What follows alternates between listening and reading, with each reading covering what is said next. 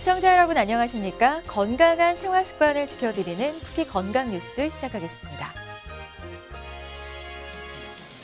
이른 더위로 인한 식중독 발생 위험이 커지고 있는데요.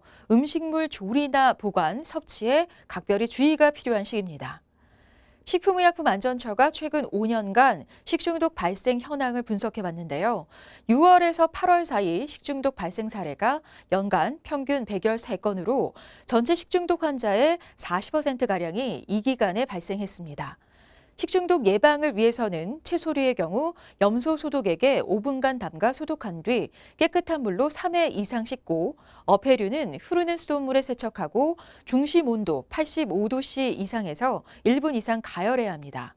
또 육류는 75도씨 이상에서 1분 이상 가열하고, 달걀은 날것으로 먹는 걸 삼가야 합니다. 위암이 생기기 전에 나타날 수 있는 증상으로 위 점막이 염증에 의해 얇아지는 위축성 위염과 위 점막이 장 점막의 형태로 바뀌는 장상피 화생을 꼽을 수가 있는데요. 여성의 경우 이들 전조 증상의 발병률이 꾸준히 감소했지만 남성은 제자리를 맴돌고 있는 것으로 확인됐습니다. 분당 서울대병원 소화기내과 연구팀이 2,002명의 내시경 검사 결과를 바탕으로 위축성 위염과 장상피 화생 유병률을 2003년부터 5년 단위로 살펴봤습니다. 그 결과 여성의 경우 위축성 위염 유병률은 기간별로 27.7%, 21%, 15.6%로 나타났고, 장상피 화생 유병률은 21.4%, 15.8%, 10.8%로 줄어들었는데요. 반면 남성의 해당 유병률은 감소세를 보이다가 다시 상승 곡선을 그렸습니다. 연구팀은 남녀 간 유병률 추이가 다르게 나타난 이유에 대해서 흡연이나 음주, 식습관 등에서 차이가 있기 때문이라고 추정했습니다. 몸속 총 콜레스테롤 수치의 변동성이 크면 치매 가능성이 높아지는 것으로 나타났습니다. 치매 위험을 낮추려면 평소 콜레스테롤 수치가 적정선을 유지할 수 있도록 신경 쓰는 게 좋겠습니다. 고여대 구로병원과 한림대병원 내분비내과 공동연구팀은 13만 1,900여 명을 대상으로 평균 8.4년에 걸쳐 역학조사를 벌인 결과를 최근 밝혔는데요. 연구팀은 총 콜레스테롤의 변동성 정도에 따라 4개의 그룹으로 나눠 치매 발병 위험도를 비교했습니다. 그 결과 총 콜레스테롤 변동성이 가장 큰 상위 25%는 변동성이 가장 낮은 하위 25%에 비해 전체적인 치매 발병 위험이 15% 높았습니다. 연구팀은 총 콜레스테롤 변동성은 심내혈관 질환 및 사망 위험 인자로 보고되고 있다며, 변동성이 가장 낮은 그룹보다 변동성이 큰 다른 3개 그룹에서 치매 위험비가 모두 높게 나타났다는 점이 주목할 만하다고 전했습니다. 일주일에 평균 60시간 넘게 일을 하면 심혈관 질환 발생 위험이 50% 가까이 높아질 수 있다는 연구 결과가 나왔습니다. 한국보건사회연구원 연구팀이 국민건강영양조사 자료를 활용해 과로가 건강에 미치는 위험도를 계산했는데요. 주 60시간 이상 근무한 과로 근로자는 그렇지 않은 경우에 비해 심혈관 질환 발생 위험이 47.7%, 정신질환 발생 위험은 28.8%, 사망 위험은 9.7% 높은 것으로 나타났습니다. 연구팀은 장시간 노동과 교대 근무에 따른 심내혈관 질환 환자 수는 각각 2만 3천 명과 5천 명 정도로 추정된다면서, 이로 인한 질병 부담이 낮지 않다는 점을 고려하면 과로 문제 해결을 위한 사회적 노력이 필요하다고 강조했습니다.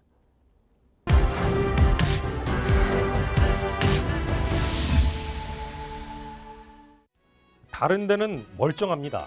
단지 엄지발가락 통증만으로 구급차를 타고 응급실로 향하는 사례가 있습니다. 작은 부위지만 진통제를 먹지 않으면 도저히 참을 수 없는 상황. 통풍 때문입니다. 통풍이란 이름 자체가 바람만 스쳐도 극심한 통증을 느낀다고 해서 붙여진 겁니다. 과거에는 기름진 음식을 즐기는 상류층 사람들이 주로 걸린다고 해서 일명 귀족병, 황제병 등으로 불리기도 했습니다. 하지만 식습관이 서구화되면서 최근엔 발병 범주가 더 넓어졌습니다. 통풍은 한 번 걸리면 고혈압이나 당뇨병처럼 지속적인 관리가 필요한 만큼 주의하고 또 예방하는 생활습관 개선 노력이 매우 중요합니다. 2년 전부터 통풍을 앓고 있는 박진수 씨. 이따금씩 밤에 잠을 못 이룰 정도로 통증이 심해 일상생활마저 힘든 경우가 있습니다. 처음에는 몸을 움직일 때만 아팠지만 병이 진행될수록 가만히 앉아있기도 어렵습니다. 박 씨는 최근 약물 치료를 본격적으로 시작했지만 앞으로 어떻게 관리를 해나가야 할지 걱정이 앞서는 게 사실입니다. 지금 젊은 나이인데 이후에도 관절에 문제가 생길까 봐 사실 그게 제일 걱정이 되는 거였거든요. 예. 그리고 또 통증이 또 반복될 거라는 이제 두려움이 되게 커요. 그래서 한번 조금 또 아프면 걱정되고, 예, 그런 것 때문에 조심하게 되고 좀 그런 게 있습니다. 건강보험심사평가원 빅데이터 개방 시스템에 따르면 박 씨와 같은 통풍 환자 수는 2014년 30만여 명에서 지난해 43만여 명으로 4년 새 39%나 증가했습니다. 그나마 이 숫자는 환자가 병원 처방 등을 받아 통계에 잡힌 것으로 실제 환자 수는 훨씬 많을 것으로 추정됩니다. 남녀 성비를 보자면 9대 1로 남성의 비율이 대부분을 차지합니다. 통풍은 혈액 속 요산이란 물질이 침착되면서 생기는 병인데 여성의 경우는 적어도 폐경 전까지 여성 호르몬이 작용하면서 요산을 제거하는 기능이 유지됩니다. 초록색으로 보이는 것들이 요산이 실제 침착되어 있는 모습을 보시는 겁니다. 정상적으로 있어서는 안 되는 것들이고요. 이런 것들이 혈액에서 높다 보니까 흘러나와서 관절에 침착이 되어 있는 모습을 이렇게 초록색으로 볼 수가 있어서 이 경우에 그 무릎 관절 주위에 요산이 침착되어 있는 모습을 볼 수 있습니다. 우리가 이 모습을 통해서 양도 측정할 수가 있는데요. 이거 이제 면적을 부피를 보게 되면은 양이 얼마나 되는지도 측정이 가능한데 다행히 이분 같은 경우에는 양이 아주 많지는 않습니다. 하지만은 분명히 침착되어 있는 모습을 보이고 있기 때문에 이 환자 같은 경우에 통풍에 보일 수 있는 전형적인 요산 침착 소견을 보인다고 할 수 있습니다. 통풍의 진행은 크게 4단계로 나눠볼 수 있습니다. 1단계는 요산 농도는 높아졌지만 겉으로 증상이 드러나지 않는 상태입니다. 2단계로 들어서면 발가락 같은 작은 부위가 찌릿하고 붓는데 이때 통증이 워낙 심해 발작이란 표현까지 씁니다. 3단계에서는 잠복기를 거칩니다. 대개 6개월 또는 2년 사이에 2단계 때보다 더 심한 발작이 일어날 수 있습니다. 마지막 4단계로 진행되면 여러 관절에 걸쳐 광범위한 손상이 나타날 수 있고 두툼하게 솟은 결절 덩어리가 보일 수 있습니다. 우리 몸속에는 퓨린이라는 필수 단백질 성분이 있습니다. 이 퓨린은 육류의 내장, 등푸른 생선 등을 섭취하면서 얻을 수 있는데요. 이 퓨린이 에너지 대사를 거쳐 소변으로 배출되는 찌꺼기가 바로 요산입니다. 요산 생성이 늘거나 또 콩팥 기능이 떨어져서 제대로 배출되지 않고 축적될 때 문제가 생기는데요.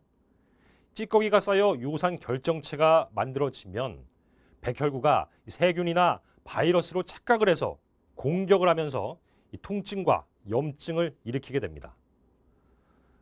통풍은 비만이 있거나 고혈압 또는 콩팥병이 있는 사람, 가족력이 있는 사람, 또 술을 많이 마시는 사람에게서 자주 발생합니다. 주로 50세 이후에서 나타나는 질환으로 알려져 있지만 고지방식을 선호하는 젊은 층도 안심할 수 없습니다. 최근 5년 새 20대 통풍 환자 증가율은 무려 70%, 30대는 55%로 두드러집니다. 관절액에서 관절액을 뽑은 다음에 거기서 눈으로 결정체를 확인하는 게 가장 확실한 진단 방법입니다. 그렇게 되면은 요산 결정체를 볼 수가 있고요. 저희가 평광현미경이라는 장비를 이용하여서 빛의 굴절에 따라 색이 변하는 걸 보게 되면은 요산이라는 걸 확인할 수 있고요. 왜냐하면은 우리가 관절액에 통풍 같은 염증 일으키는 결정체 일으키는 질환들이 여러 가지가 있는데 요산이란 물질 말고도 다른 결정체들도 통풍을 비슷한 증상을 일으키는 경우가 있습니다. 그걸 감별하는 데 있어서는 눈으로 직접 요산 결정체를 확인하는 게 가장 중요할 거고요. 관절액 추출 검사와 함께 혈액 검사를 시행하고 이어 엑스레이나 초음파, CT 검사를 병행하면 몸속에 쌓인 요산의 농도, 요산이 뭉친 부위, 더불어 그 손상 정도를 자세히 들여다볼 수 있습니다. 통풍은 그 자체로도 고통이 될 수 있지만 더 문제가 되는 건 합병증입니다. 염증이 지속될 경우 관절 손상으로 이어질 수 있을 뿐만 아니라 넘치는 요산으로 인해 신장이나 심장에도 무리를 줄 수 있습니다. 대표적인 게 콩팥 쪽에 문제가 생깁니다. 그래서 여러 결석이나 그런 돌 같은 거 생기는 것들이 생길 수도 있고요. 더 중요한 거는 신장 기능을 떨어뜨릴 수가 있습니다. 그래서 만성 심부전으로 갈 수 있는 위험이 높아지게 되고요.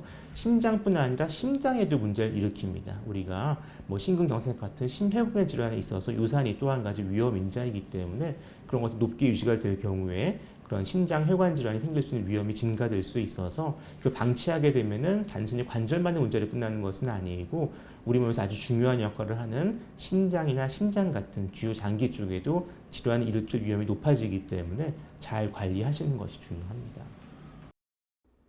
통풍을 치료하기 위해서는 무엇보다 요산 수치를 떨어뜨리는 게 중요합니다.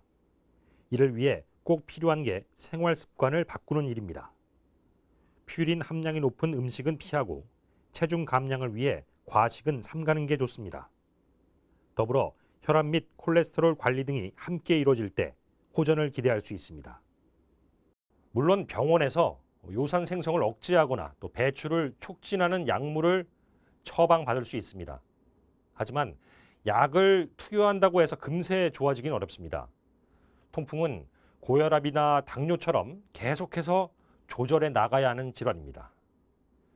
약도 약이지만 몸의 바탕이 되는 생활 습관을 잘 만들어가는 일이 중요할 수밖에 없습니다.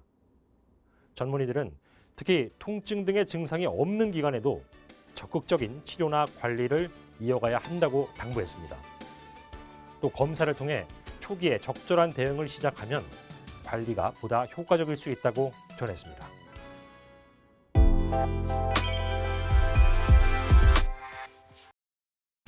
최근 결혼으로 독립했지만 부모에게 경제적, 물리적으로 의존하는 리터루족이 늘면서 손주 육아 등으로 허리 질환에 시달리는 노년층이 늘고 있습니다. 건강보험 심사평가원에 따르면 지난 2017년 척추관 협착증 환자는 164만 5천여 명으로 2010년보다 무려 70%가량 늘어났는데요. 나이가 들면서 디스크 질환이나 퇴행성 관절염이 생길 수는 있지만 5, 60대 주부모들이 주로 손주를 돌보게 되면서 허리나 어깨, 무릎, 손목 등의 부담이 가중돼 척추 관절 질환을 겪게 되는 겁니다. 연세가 지긋한 부모님들이 아이를 다룰 때면 온몸의 근육이 더욱 긴장되는데요.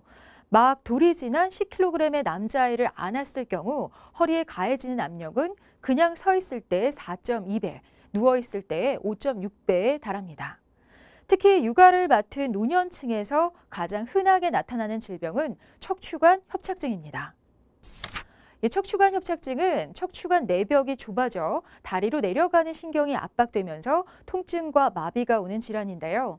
척추는 대나무처럼 안쪽이 비어 있는데 이 빈 구멍을 통해 신경 다발이 지나가고 이 구멍이 좁아져 신경을 압박하는 겁니다. 가장 흔한 원인은 노화로 인한 퇴행이지만 일반적으로 50대가 되면 뼈마디가 굵어지고 뼈와 뼈를 이어주는 인대도 두꺼워져 척추관을 좁게 만드는데요. 게다가 뼈마디 사이에 있는 추간판도 닳아 없어져 신경 압박은 더욱 커지게 되는 겁니다. 척추관 협착증은 보통 엉덩이부터 다리까지 통증이 느껴지는 게 특징입니다. 일정한 거리를 걷고 나면 다리가 죄어오고 자주 저리는데요. 누워있거나 앉아서 쉬면 별 증상이 없어 대수롭지 않게 여기기 쉽지만 방치하면 대소변 장애까지 불러올 수 있습니다. 최봉춘 마취통증 전문의는 대부분 허리가 아프면 디스크일 거라고 생각하지만 중년을 넘기면 디스크보단 척추관 협착증으로 병원을 찾는 사람이 더 많다며 만약 평소 요통을 자주 느끼는 가운데 손발까지 시리고 저린 증상을 보인다면 척추관 협착증을 의심해 볼 필요가 있다고 조언합니다.